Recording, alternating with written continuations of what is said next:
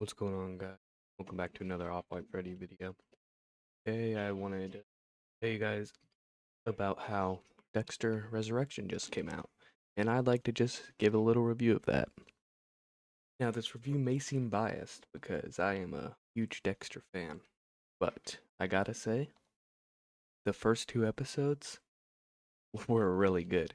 I gotta say, I was having a blast watching those episodes. They had a bunch of cameos in it. This is gonna be your spoiler warning. There were a bunch of cameos and like we got to see John Lithgow as Trinity again. We got to see Miguel Prado in there. We got to see Dokes, and I just gotta say, like, they were really catering to the fans of this show, and I could tell they're really like still trying to do that. So I would like to give it an effective review, but first I want to talk about it.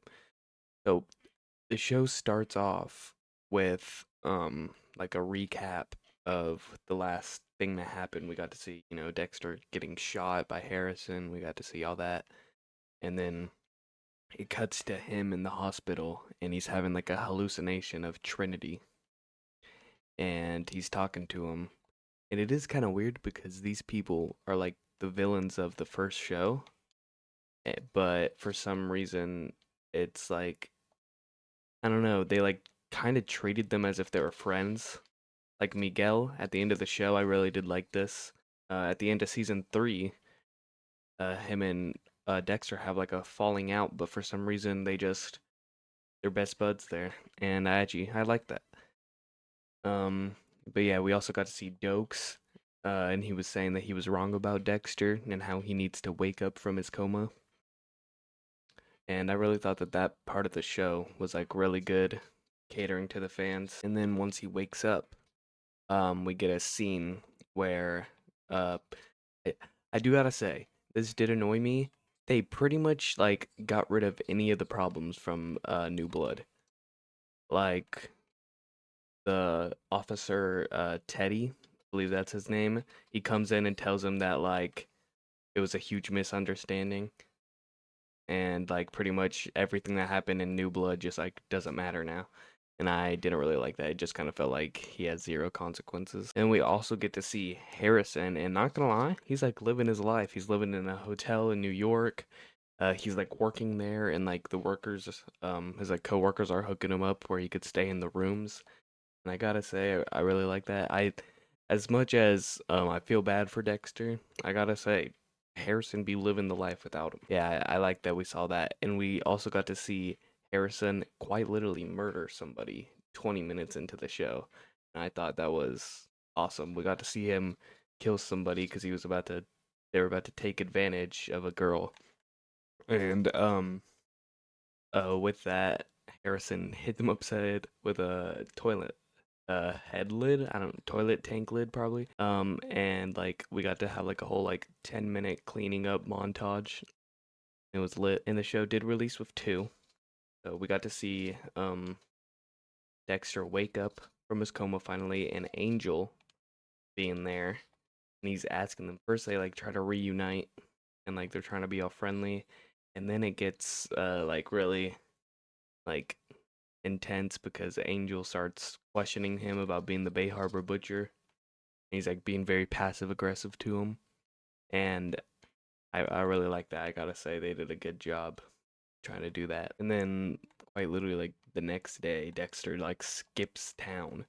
Like Angel's gonna meet up with him again and probably arrest him, and then before he even gets there, Dexter just skips town, and we get to learn about a new serial killer that's going on the loose in New York, who isn't Harrison, and his name is the Dark Passenger, which Dexter finds this really annoying because that's what he calls his alter ego.